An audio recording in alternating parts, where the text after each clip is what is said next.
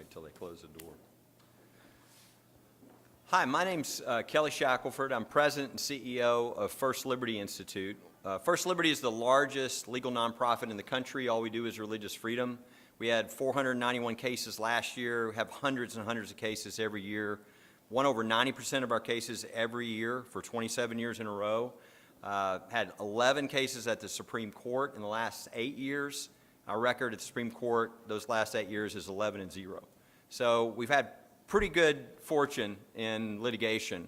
But what we realized a number of years ago is litigation isn't enough. There really needs to be education. Things need to be happening at the local levels. And so one of the things we did is we started a think tank called the Center for Religion, Culture, and Democracy. And those are scholars, professors, top academics from across the country to begin to really pull together and educate people on religious freedom. But one of the ideas they came up with early on was, why don't we do like an academic, peer-reviewed, objective index where we can actually take all the laws that all the states have passed and then look at those laws and say, okay, who has the most protection? Who has most of these passed in their state? And I'll be honest, one of our goals was that maybe we would start a competition eventually between the states to see who could be number one or who could rise up.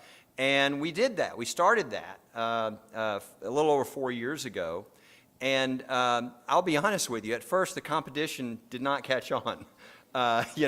We released the index, but it just wasn't going. But last year, we started to see a big change. We were with Governor DeSantis, and I got to tell you, Governor DeSantis was very proud of the fact that they had engaged in a competition and they had jumped into number one. And this year, we have a new number one. Just 4 years ago, Arkansas was number 27. This year, they have vaulted into first place in the country. That means that every citizen, every business, everyone in Arkansas has more religious freedom protection in the laws of Arkansas than any other state in the country. That's pretty simple.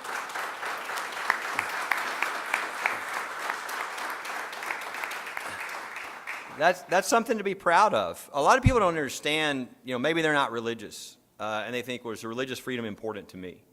Religious freedom is our first freedom, and the founders called it that, and it's the first two clauses of the First Amendment, because they understood that if you lose this freedom, you will lose all of your freedoms. And the best way I can describe why that is, the one thing that a totalitarian regime will never allow are citizens who hold an allegiance to one higher than the government. So whenever that coalescing of power happens to take away freedom, the first flashpoint is always religious freedom. And if you lose there, you will lose everything else. So I've got lots of people that support what we do, for instance. They're from other countries that say they're not even religious people at all, but they saw it happen in their country. They took down their religious symbols, and months later they lost their political freedoms, their property, their free enterprise, everything else. So this speaks more to even just religious freedom. It speaks to Arkansas being a place of freedom, period. People want freedom, they come to Arkansas. So it really is a great thing. And that does not happen without a governor who is in support of religious freedom. There's no way that could happen in Arkansas. Doesn't happen without legislators here that are passing laws to protect religious freedom. So great day for Arkansas. Congratulations. And I'm going to call up Dr. Mark David Hall. Dr. Hall is one of the leading scholars in the country on these issues, and he also helped lead our study, and he's going to explain a little bit of the details so you can know those. And then the governor's going to come up after that, and then we'll do Q&A. Dr. Hall.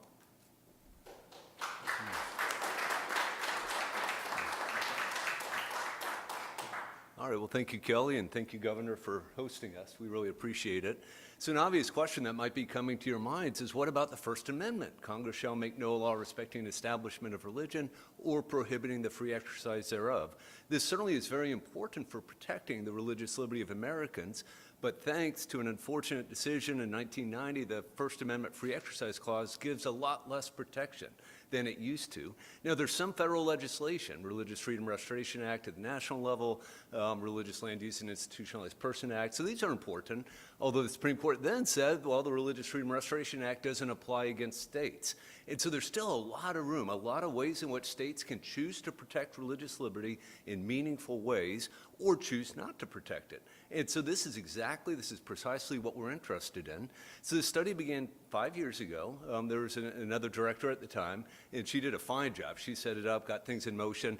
She started with 29 distinct ways that states can choose to protect religious liberty or not. We have advanced that to 50. So we now look at 50 distinct ways that states can choose to protect religious liberty, or they could choose not to. Let me just go over a few of these. What you have here are 5 different categories. Now, sometimes people think, well, religious liberty has something to do with belief or worship, and it certainly does. But at First Liberty, we are absolutely committed to the idea that individual citizens of all faiths have a right to bring their faith into the public square, have a right to bring their faith into their businesses, have a right to run their establishments according to their religious convictions or moral convictions, right? And so we look at government, we look at schools, we look at economic life, we look at healthcare, we look at a lot of different things. I could run through these all, but I won't. That would take way too long. Let me just mention a couple of things. Let me begin with religion. So obviously religious liberty does involve houses of worship. As we all saw during the pandemic, some states were way too quick, some governors were way too quick to shut everything down, and particularly in a discriminatory way against churches or houses of worship more broadly.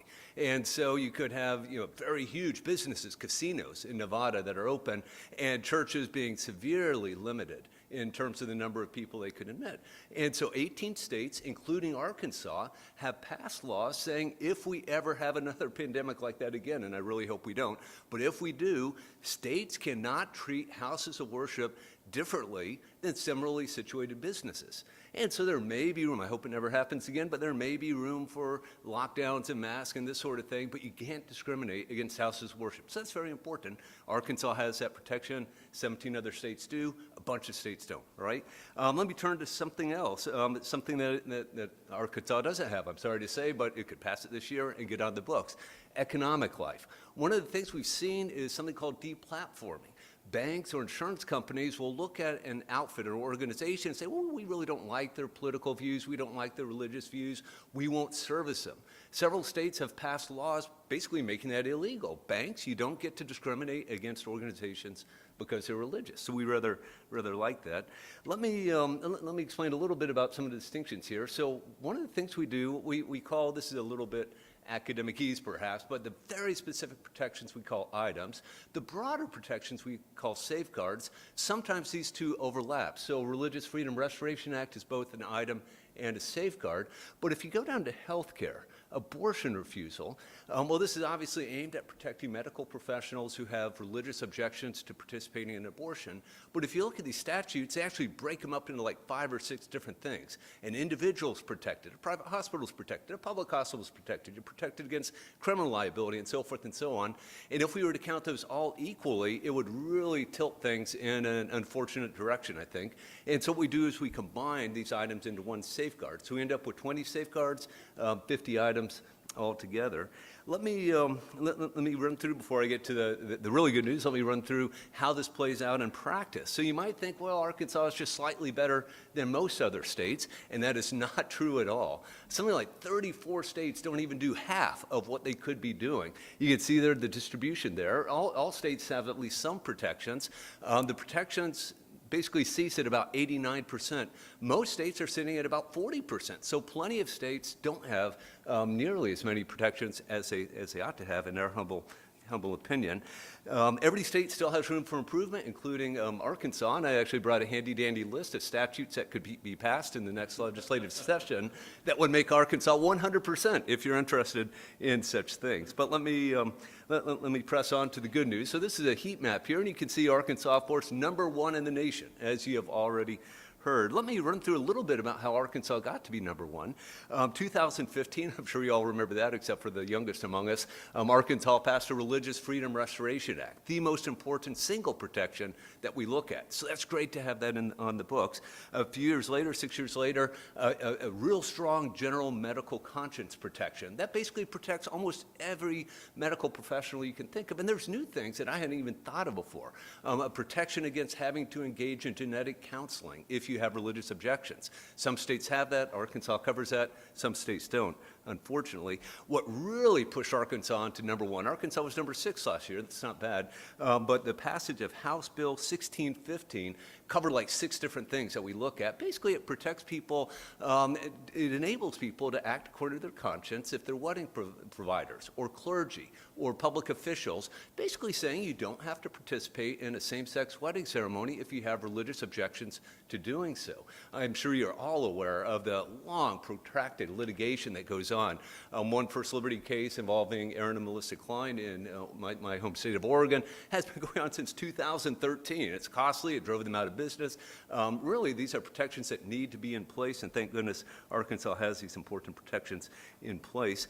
Let me move on and address a possible criticism. Now, one might say, well, yeah, it's easy for a red state like Arkansas to pass religious liberty legislation, and there's some truth to this. It is the red states over the last decade that have been passing religious liberty legislation, but just because you're red doesn't mean you have to.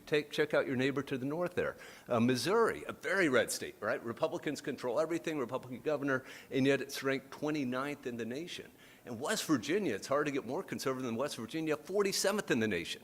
And so just because you're red doesn't mean you won't have, that you will have religious liberty legislation.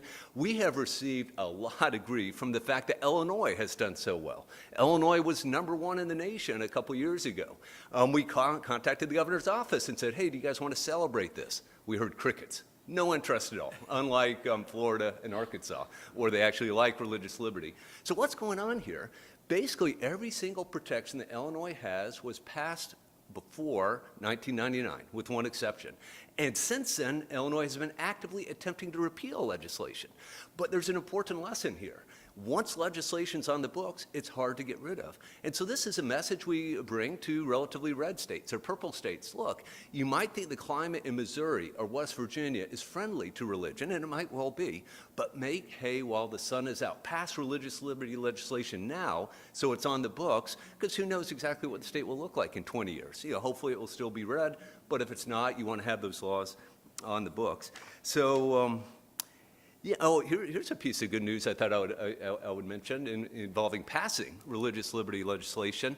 You all remember 2015, the firestorm that broke out when Arkansas and Indiana passed Religious Freedom Restoration Acts. Did you know that since then, since 2015, 8 states have passed Religious Freedom Restoration Acts, and you really wouldn't have heard of it unless you're looking for it. It really kind of is interesting. I was speculating with someone about this, and they were thinking, well, maybe the corporations are just getting tired of being called to go to war whenever something occurs that people on the political left don't like. I'm not sure what it is exactly, but I'll mention the states: South Dakota, Montana, North Dakota, West Virginia, Iowa, Utah, Georgia, and Wyoming. All have passed religious liberty legislation. I'm sure you picked up, these are all red states. Blue states, on the other hand, have been actively attempting to repeal legislation.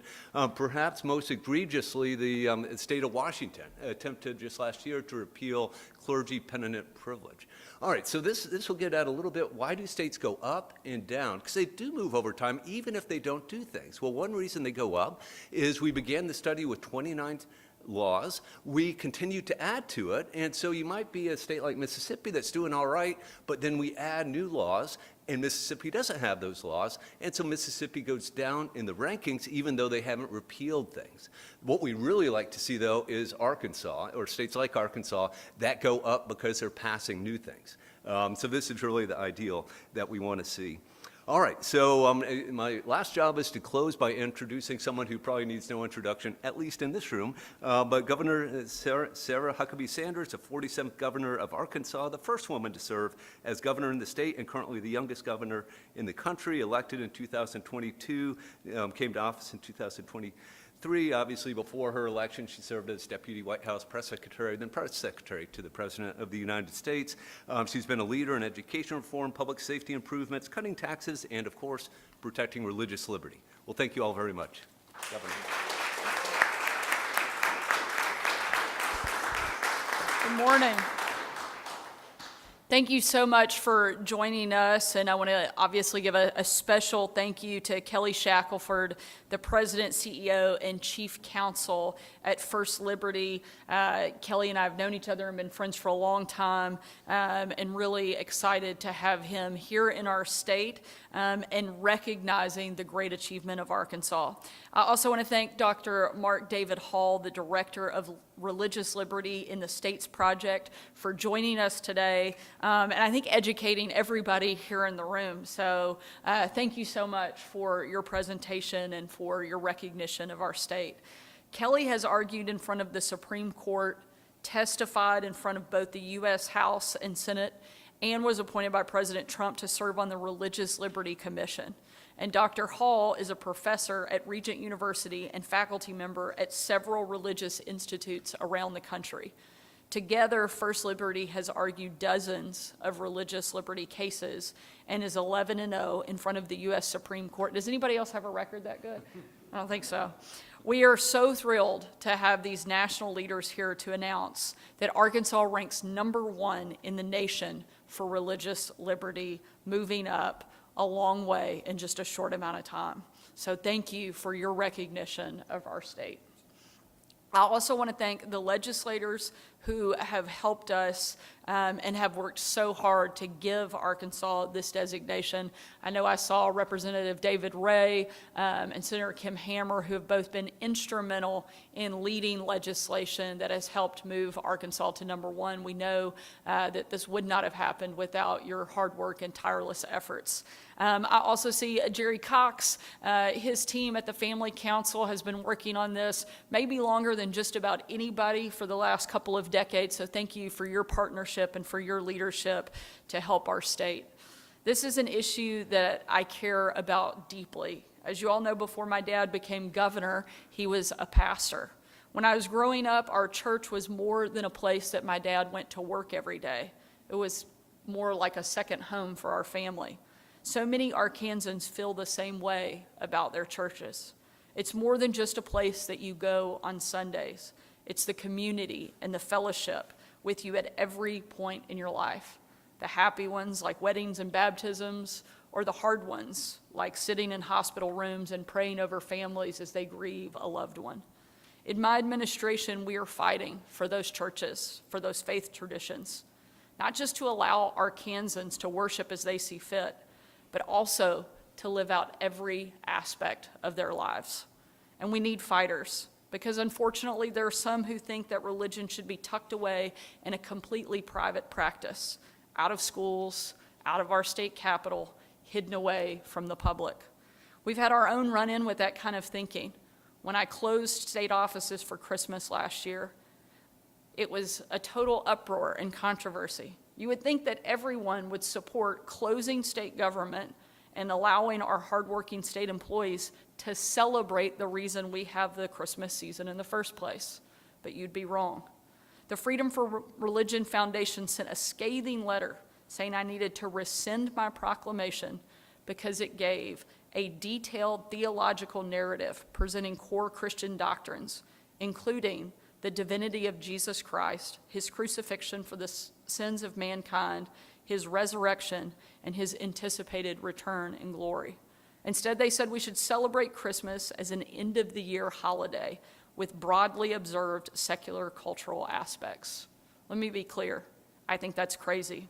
Don't get me wrong. I enjoy Christmas trees and stockings as much as the next person. But to pretend that Christ has nothing to do with Christmas is like saying America has nothing to do with the 4th of July. Under this administration, we don't bow down to strongly worded letters sent out by out-of-state activist groups. I sent my own response saying Arkansas would never comply with a group trying to undermine the meaning of Christmas. And I reminded them that even if they feel bitter during the Christmas season, Christ is still with them, still loves them, and still died for their sins just as he did mine and everyone else's. Actions like that are why Arkansas is now ranked #1 in the country for religious liberty, and why we are one of 2 states to ever earn an excellent rating in their ranking. I signed Act 677 last year, protecting individuals who hold religious views on the fundamental biological differences between men and women. And I signed the Conscience Protection Act in 2023, ensuring Arkansans are free to live and work according to their faith. At the same time, thanks to the law I signed last year, we began placing copies of the 10 Commandments in classrooms and state buildings, despite liberal activists, lawsuits trying to stop us. And I created the 1033 initiative to leverage the great work of our faith communities alongside the resources of state government and reach more Arkansans in need than ever before. I take these actions because there is no liberty more fundamental than our freedom of religion. As the founders reminded us in the Declaration of Independence, our rights don't come from a king or a piece of paper. They come from our Creator. And as Jesus commanded his disciples when he told them to spread the good news, there are people who will arrest you and try to take you to be judged. You will stand before governors and kings. But if you stand before others and are willing to say that you believe in me, then I will tell my Father in heaven that you belong to me. Jesus commands us to live out our faith boldly, and the Constitution protects our rights to do so. And in this administration, we don't just believe that Jesus is our living hope. We will always stand up for the rights of Arkansans who believe the same.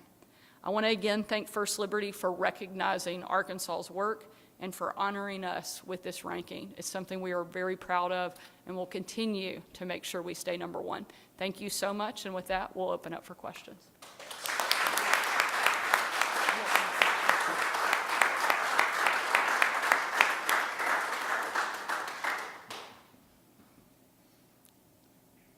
We're also happy to just let all of that information stand on its own, too. Perfect. Even better. Make sure that that headline reads just how we want it to. Arkansas ranked #1. Thank y'all again so much for being here. Very excited to celebrate our state leading the way, being first, not because we want to be first just for the sake of being first, but because the work that we're doing actually matters, changes people's lives, and protects a fundamental freedom that then protects all other freedoms. So this is a great honor, one we're excited to have, and thank our friends for coming here and being here to celebrate. Thank y'all so much. Have a great day.